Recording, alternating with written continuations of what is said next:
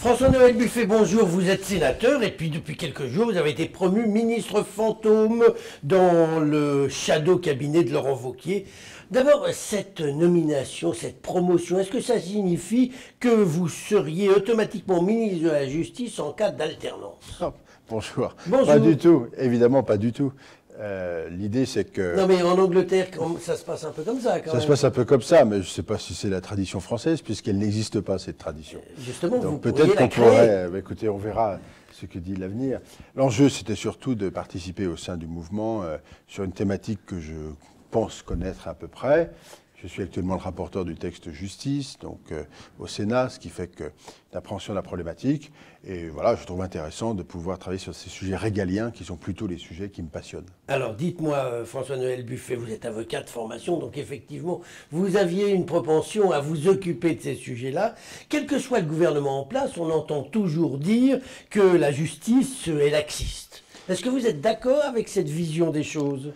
En réalité, je ne crois pas que la justice soit laxiste. D'abord, on parle toujours de la justice en pensant uniquement à la justice pénale.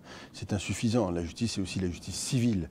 C'est aussi tous les sujets liés aux droits des personnes, aux droits du commerce. Donc c'est beaucoup plus large que cela. En revanche, c'est une organisation qui souffre de désorganisation depuis longtemps et qui donne cette impression d'être laxiste. Il faut savoir que il faut 18 mois avant qu'une peine de condamnation inférieure ou égale à 2 ans de prison soit exécutée. C'est parfaitement inadmissible. Ça tient principalement non pas au fait que les tribunaux ne soient des laxistes, mais parce qu'on est en incapacité d'exécuter les décisions dans des délais rapides et raisonnables. C'est tout l'enjeu de notre justice pénale aujourd'hui. C'est moins d'être plus dur ou plus sévère que d'exécuter véritablement les peines pour que l'exécution de la peine ait un sens pour celui qui est condamné, un sens pour, évidemment, l'État et un sens pour la victime qui voit enfin que l'agression dont elle a été l'objet a été sanctionnée et que la condamnation qui a été prononcée a été exécutée. Tout l'enjeu est là. Alors ça, on a entendu, et ça passe par des places de prison, j'imagine ? Oui, pas seulement, ça passe par des places de prison. Nous en avons besoin, environ 15 000.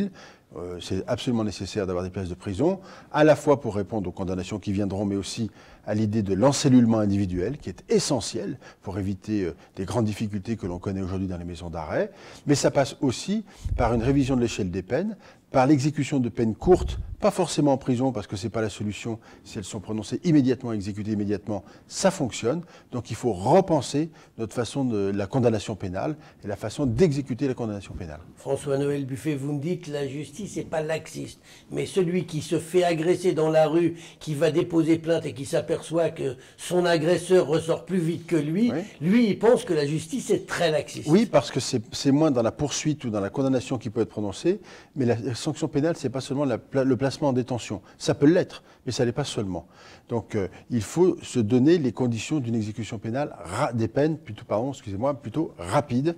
Et effectivement, pour que dans le cas que vous citez, celui qui est attrapé et qui est poursuivi par le procureur de la République doit être condamné et sa peine doit être exécutée immédiatement. C'est pas forcément la prison, ça peut être autre chose, mais ça encore faut-il que tout le monde le comprenne. C'est un enjeu important. François-Noël Buffet, autre sujet dont on entend souvent parler, quand vous prenez un policier qui fait une erreur, il a une sanction, il est poursuivi. Un magistrat qui fait une faute de procédure et à cause de lui, quelqu'un qui est éventuellement dangereux, qui se retrouve en liberté, il n'y a aucune sanction. C'est exact qu'il n'y a pas de poursuite pénale. Ils sont irresponsables et c'est les seuls citoyens de ce pays qui sont irresponsables. Il y a une difficulté de responsabilité professionnelle qu'on peut reposer sur la table, hein, c'est tout à fait possible. Il n'y a pas de raison qu'un certain nombre de gens échappent à cette responsabilité. Encore faut-il qu'elle soit bien déterminée, mais oui, pourquoi pas. Alors vous l'avez dit au début de cette interview, de cet entretien, François-Noël Buffet, le Parlement discute actuellement le projet de loi de réforme de la justice. Ouais. Vous en êtes le rapporteur et vous réclamez une augmentation substantielle des moyens de la justice, une augmentation financière. Donc il faudrait des recettes et il faudrait encore augmenter les impôts ? Non, sûrement pas augmenter les impôts. Ah bah oui, mais vous voulez dépenser plus ? C'est un choix prioritaire. C'est le seul ministère régalien qui est en retard, qui accuse un retard important en matière d'organisation interne, en matière de numérisation. Des greffiers aujourd'hui dans les tribunaux ont des logiciels encore de 2008 ou de 2009. Des fichiers entre magistrats ne fonctionnent pas. Il manque des imprimantes. Enfin, c'est très pratique ce que je vous dis, mais c'est la réalité. Donc on a besoin d'une remise à niveau très rapide et il faut impérativement qu'il y ait un effort budgétaire qui soit fait prioritairement. C'est une fonction régalienne, c'est nécessaire pour la confiance des Français dans leur justice et c'est utile naturellement au monde judiciaire dans l'exercice de sa mission. Moi je crois qu'il y a des gens de bonne volonté, et bien sûr majoritairement des gens de bonne volonté dans le milieu de la justice. Encore faut-il qu'ils aient les moyens de mener la mission qui est la leur et je défends vraiment avec beaucoup de force l'idée qu'on leur donne ces moyens-là. À défaut, nous aurons des réactions comme vous avez évoqué tout à l'heure. La justice ne fonctionne pas, la justice est laxiste, elle remet les gens dehors, elle ne rend pas les décisions assez rapidement. Et ça, ce n'est pas acceptable dans une démocratie comme la nôtre. Avant de nous quitter, François-Noël Buffet, juste un petit mot sur le projet de loi qui est en discussion. Je vous ai entendu dire qu'il menace les libertés individuelles. En quoi nos libertés individuelles seraient menacées? C'est exact. Ça, c'est l'avocat qui parle, qui trouve qu'on n'en fait jamais assez pour les gens poursuivis. Je ne suis pas le seul à le dire d'ailleurs, mais surtout, c'est le fait qu'on va transférer des pouvoirs très importants au procureur de la République. Moi, je ne suis pas hostile à cela, avec notamment les nouveaux moyens d'enquête.